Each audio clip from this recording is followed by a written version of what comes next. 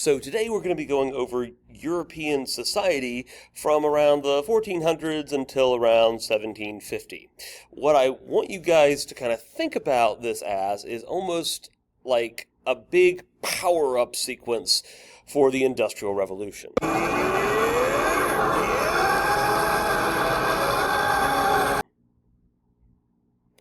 Thank you, Vegeta. When we're talking about things like the Industrial Revolution, some of the ingredients for that include things like cities with large urban populations, a large middle class with considerable amounts of money or capital, and finally, plentiful natural resources. Today, we're going to be talking about where those foundational ingredients really come from. So Thomas Hobbes may have been haunted by a life that was nasty, brutish, and short, but if you're looking at livelihoods during this time period, you would probably say things were a bit better than they were, let's say, in the High Middle Ages. So the rapid population growth doesn't just come out of nowhere. It's a product of the fact that you have healthier diets, partially as a result of expanding trade, improvements with agriculture, and more just varied diets. Older diseases were less deadly than they were before. We talked about the slow but sure sort of adaptation to diseases like bubonic plague. Doesn't mean that those plagues weren't, any worry to Europeans. They certainly were, but the fact is that they were killing far fewer people than they were previously. And by the end of this time period, you actually get advances in inoculation. One revolutionary development during this time period is the creation of cities. Now, I know that you're like, Mr. Dry, we had cities before this. And yes, that's true. In fact, the city of Rome during its apex numbered about 1 million people. But since the fall of the Roman Empire, we really haven't seen large cities in Western Europe. If you wanted to see a big city, you'd have to go to Constantinople or Chang'an or Tenochtitlan and so on. If you look at cities like London, London was in the mid to maybe even the high 5 digits for most of the Middle Ages. During around the time of the Norman Conquest, it numbered about 20,000 people, which is, about the size of the city of Albemarle, North Carolina in its heyday. But because of trade, cities become a real engine of economic growth. And so you see the emergence of cities like London, Paris, Madrid, Berlin, Copenhagen, Stockholm, Amsterdam. And with a couple of exceptions here, these are cities that have specialized in international and domestic trade. So we also have to note that there are a couple of revolutions that occur because of the impact of Protestantism. So because of the Protestant Reformation, there is a greater concentration on family life. And along with that, because of Protestantism and the Enlightenment, you start to see the emergence of marriage based upon love, or at least connection, as opposed to, the fact that your grandpa or your dad told you you had to marry this person. So marriages were less about advancing family interest or acquiring more land or territory or dowries or whatever, and they were more about the fact that it might be the fact that you just like this person. Now, a lot of that is happening because of urbanization. So as people are going to cities to find jobs, employment, etc., they're being uprooted from their traditional family environments. So in other words, you don't necessarily have this old sort of grizzled male paternal figure looking over your shoulder all the time, because you're now geographically distant from them. Throughout a lot of human history, your neighbors might actually have been a lot of your family members. Cousins, uncles, aunts, etc. Now that people are moving into cities, your neighbors are people you've never met before. They might not even be part of the same religion you are. So this causes all kinds of changes in social and family life. So, because of this, there's more of an emphasis on the nuclear family as opposed to the extended family. An extended family, remember, includes grandparents, aunts, uncles, cousins, etc., whereas a nuclear family generally deals with parents and kids. So, that doesn't mean that the extended family goes away. It's definitely a powerful part, especially in upper class families, but they're just not as powerful as they used to be. You also see a limit on family birth rates. If you move into a city, suddenly children stop becoming an economic asset and start becoming an economic liability. What I mean by that is that for the most part, throughout human history, if you are trying to find a workforce, it's probably going to be, well, your kids, at least to work on the land. Now that you're working in a city or so, not only are kids not working on farms, they're not producing anything of economic value. You have to pay for their upkeep. So what that generally means is that if people have kids, assuming that everything was sort of planned appropriately, there's a much higher chance that people are having kids because they, want to have kids than, just because they needed help with plowing the back 40. In the Enlightenment, there's all kinds of effort and thought being placed into childhood education. Because, of course, it kind of makes sense if you think about it. The Enlightenment is asking questions like who human beings are, how does personality take shape, and of course, one of the big what we call agents of socialization that helps shape personality is education. So the traditional Hobbesian view is that children were basically smaller, suckier, less intelligent adults. But with the Enlightenment, you start to have individuals question some of those assumptions. John Locke basically posits that human beings are born a blank slate. Jean-Jacques Rousseau actually says that human beings not only are not bad, they're actually good, and they're even better in a state of nature where they're not corrupted by their environment.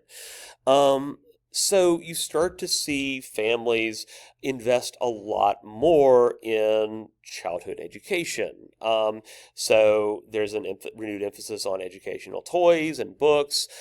Things like breastfeeding become much more commonplace, where it was kind of seen as kind of gauche, especially for upper class families. And you also see a limit on birth rates, or a reduction in overall birth rates. As people move into cities, we also see the emergence of a new kind of social class. They're not peasants bound on estates, but they're also not members of the middle class. They're not bankers or financiers. They don't even have a trade. They're basically called the urban working class, or also known as the proletariat. These are people who live in cities, just like the middle class, but they don't have access to wealth-producing property. In other words, they don't have businesses, they don't have banks, they don't have, well, eventually factories.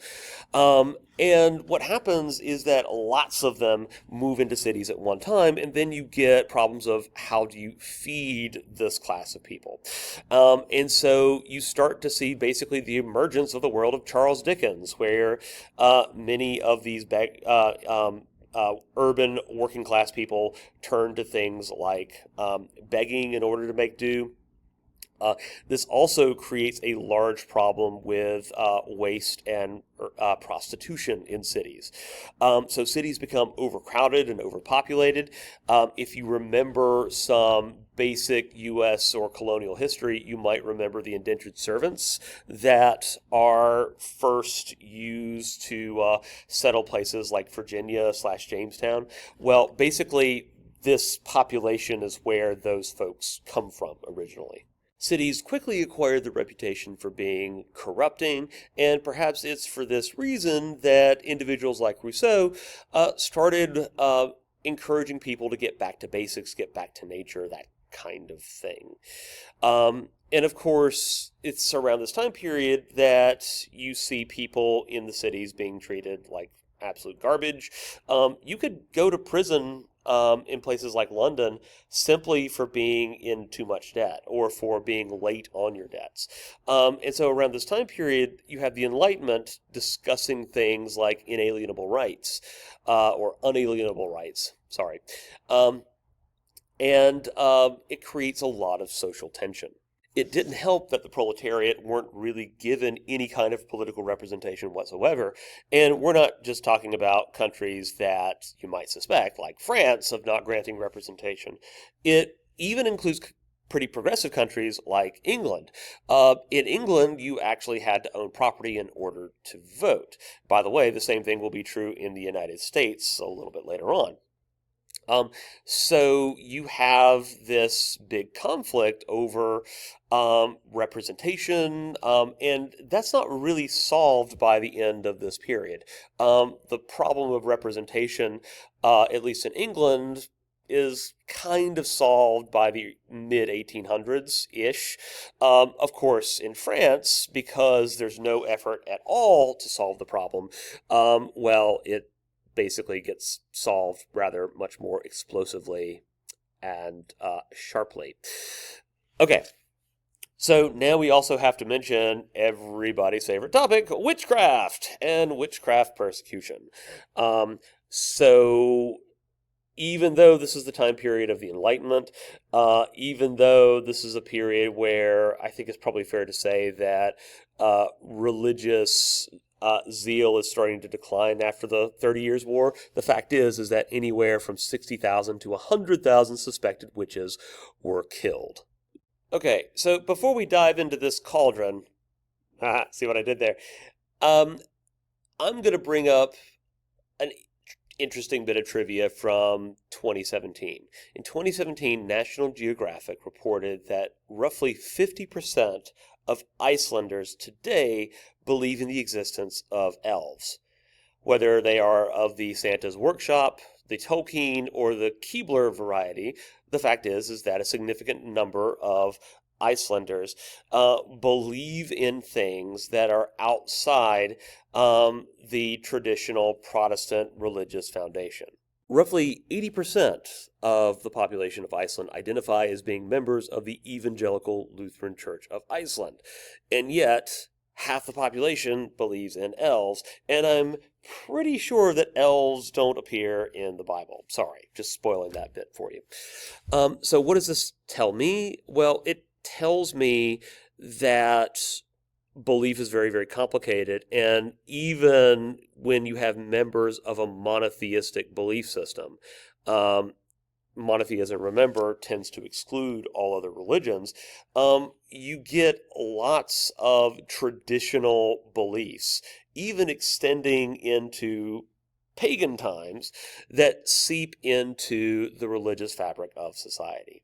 How is this relevant for witchcraft? Well, is somebody a witch that worships Satan and conjures demons, or is this a somewhat batty, cranky, crazy acting lady who has lived for a very, very long time and practices traditional medicine? In other words, she treats problems with a combination of herbs and that sort of thing.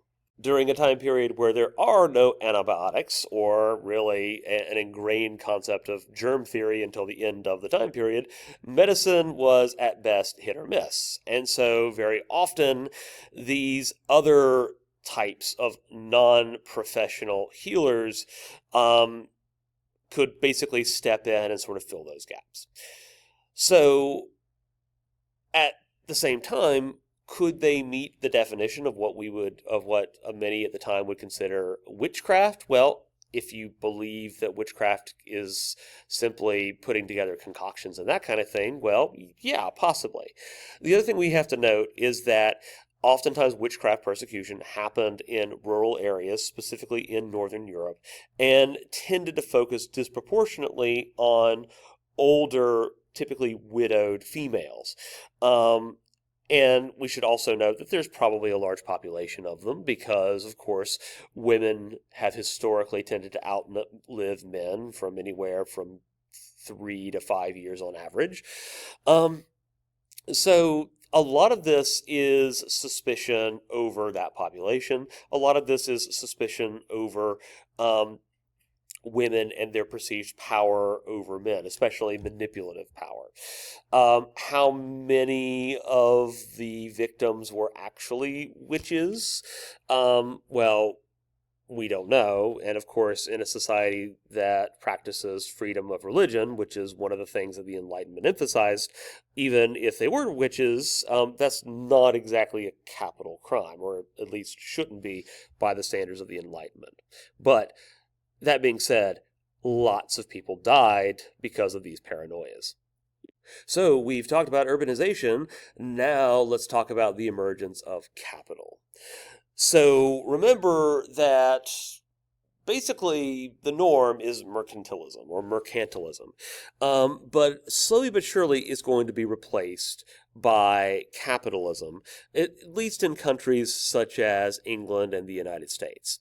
The idea of capitalism emerges in the 18th century, and we attribute it to the Scottish economist Adam Smith, and he outlines this idea in the work The Wealth of Nations.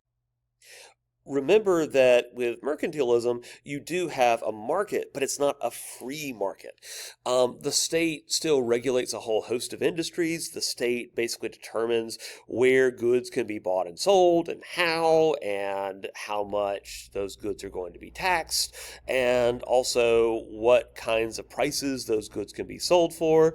So it's not exactly communism, but it is still what we would consider to be a command economy. And also remember that the state is still arguably the primary driver of the economy. It's the state that's trying to hoard large quantities of bullion or specie or gold and silver, that kind of thing. Now, what Adam Smith points out is it's all kind of based upon um, a series of, well, ridiculous conclusions. One, gold and silver isn't wealth. Most economists today, by the way, would generally say that economics is not about things, it's not about resources, it's about what people do and what people value. That's first aside. Secondly, if you're looking at things like price controls, tariffs, all of these government interventions, restrictions on where and how you can buy and sell goods, Adam Smith basically argues that in addition to possibly being unethical, it also just doesn't make sense because it presupposes that the state knows more about what you want than you do. It presupposes that the state knows how much you're going to pay for milk or a Porsche than you do. And so Adam Smith kind of argues, why not just let um, individuals decide how much they're going to pay for a thing. And successful businesses will be able to predict and match those people's expectations with prices. And those that fail to do so are the less efficient businesses, and they will have to either step up their game or basically get shut down. The idea is that the businesses that are left are going to be the most efficient ones, and that's going to be better for the consumer and also better for the business involved. By the way, of course, there are questions as to, well, what do you do with those individuals who failed in the business? Like, they got to eat too.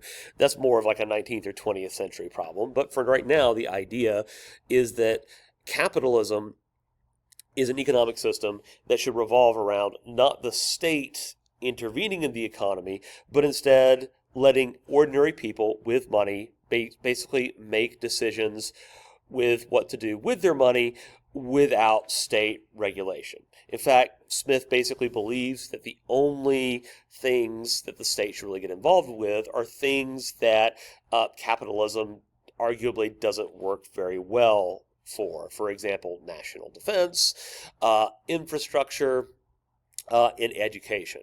By the way, what all of these have in common is these are all things where there is an agreed upon national benefit, but there's going to be no great benefit if a single person invests, if that makes any sense. So you see the emergence of not just capitalism, but what we call laissez-faire capitalism, which is capitalism in which you let the invisible hand of the market set prices and establish the rules and procedures.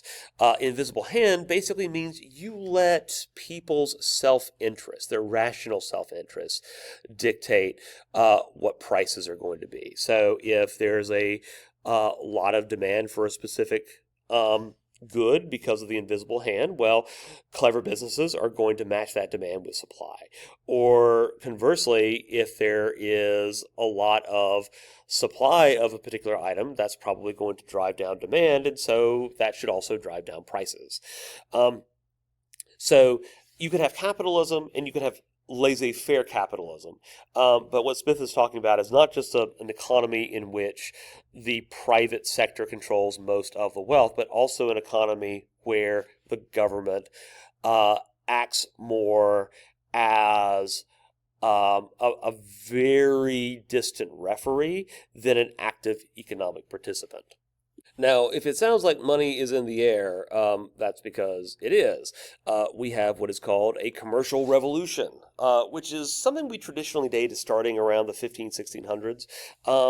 But what you can basically characterize it as is that for an industrial revolution, which is going to come later, you need a national market already in place to sell your goods. The commercial revolution is the thing that actually creates that national market. So there are tons of things we can associate with the commercial revolution. Firstly, you've got the transition away from what were pretty self-sufficient local economies in the Middle Ages, and instead we began to see the emergence of national markets based around large cities. We also begin to see a departure from local and guild-based economies of the Middle Ages. You remember those middle-class trade guilds that set prices more or less. You begin to see those kind of crumble. And so here are some elements that we associate with commercial revolution. Reliance on overseas trade. So just to give you an idea, the Columbian Exchange helped to increase the population by more than 20 million people in just 100 years. So this increased population is going to increase the demand for goods, services, food, that kind of thing. So you begin to see the opening up of ocean routes that move spices and sugar into Europe.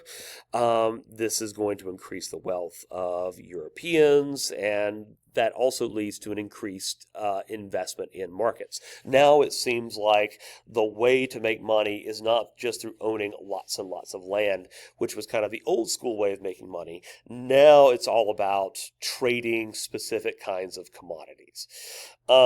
You also have the appearance of banks in almost every major European city. And so even though rules against usury were still kind of observed, those slowly but surely started going upon the wayside. And not only do you have banking, but the idea of credit, the idea that somebody's credit worthiness should allow them to withdraw money from a bank or take a loan from a bank in order to open up businesses. We already talked about mercantilist policies or mercantilist policies, still not really sure about the correct pronunciation, but this is trade that is heavily regulated by the government. With colonialism and the influx of all that gold and silver from the New World, you do see this major spike in prices, especially during the 15 and 1600s. You have the putting out system. This is a system where you're basically working to try to go around the trade guilds. Remember, the trade guilds basically kind of unionize everybody within a city with that particular craft guild. The idea is that if you want a specific good produced and don't want to work with the guilds, you basically deliver goods, raw materials to workers directly at home. New industries. So this would be the printing press, shipbuilding, cannons, firearms, and finally Europe becomes more entrepreneurial. So more items traded means that you need more traders to do the trading. I think that's pretty straightforward and obvious. And the big successors here, or successes here, are going to be merchants and banks. One of the last thing that we associate with the commercial revolution is, of course, the joint stock companies. We have talked about this before, but we will sort of briefly go over it again. So most of these overseas trading ventures were thought to be, were predicted to be successful if they panned out. However, you had lots of risk in these investments. So wars, storms at sea, rival traders, pirates, etc. So what I want you guys to think about is, like, let's say that I come to you with an offer that if you pay me $10,000, you have a 50% chance of making $100,000 and a 50% chance of making absolutely nothing, of losing your entire investment. I think whenever I've done this experiment, I mean, you get a few people who are risk takers, but for the most part, people want certainty and reliability over, high anticipated profits. If I ask, okay, let's say that I'm going to ask you for $1,000 instead, and you've got a 50% chance of making $10,000 and a 50% chance of making nothing. Because of the lower ceiling for risk, more people are comfortable investing in that. It's worth a shot. So that's basically the idea of the joint stock company, where instead of getting one person investing $10,000, you maybe get 10 people each investing $1,000. So you are sharing the profits, but you're also, more importantly, sharing the risks. So the other thing about the joint stock company is that you maybe have heard of the great philosopher Mitt Romney, who said corporations are people too. In a legal sense, that's kind of true, because traditionally, if you started a business and your business went bankrupt, well, you could lose your home. You could lose all of your life savings because of a few bad business decisions. With a corporation, however, if it goes bankrupt, the only assets, the only things that can be confiscated from the corporation are in the corporation. You can't go after the individual investors like houses and estates and things like that. And finally, if corporations prospered, investors were entitled to a share of the profits. And eventually, I mean, this structure that we see with these joint stock companies is going to lead to the corporations that more or less exist today. So for some ongoing change in commerce, remember, Martin Luther was A-OK with trade and merchants. So this kind of causes a cultural shift where suddenly merchants sort of resemble their Chinese counterparts in Europe in terms of being kind of at the bottom of the social pyramid. Now merchants are kind of seen as being maybe not cool, but sort of just underneath cool. We already talked about inflation and how that's causing a spike because of it's caused by a spike in gold and silver imports, and we also see the emergence of specialty items that help bolster European value in global trade. These are goods like wine, wool, cheese, shoemaking, metalworks, etc. Europeans began to buy processed goods, especially sugar. Europeans in this time period literally put sugar on freaking everything. Dental records show a market, like everything seems to be getting better during this time period, except if you look at the dental records around the 1700s, they kind of take a nosedive. And the reason being is because of the large quantity of additional sugar in European diets. coffee and tea becomes items of the upper class, and it becomes fashionable to drink those things. And then finally, we have agricultural changes that lead to improvements for output. So this includes draining swamps for more land. This is something that the Dutch will heavily pioneer, and seed drills and use of scythes. So that's the other thing that I will eventually talk about, that the commercial revolution sort of overlaps with revolutions in agriculture where food yields begin to increase. This is especially necessary because as more and more people start going to the cities, you start having more mouths to feed. And that's going to lead to some significant issues when we get to the Industrial Revolution later. Till next time.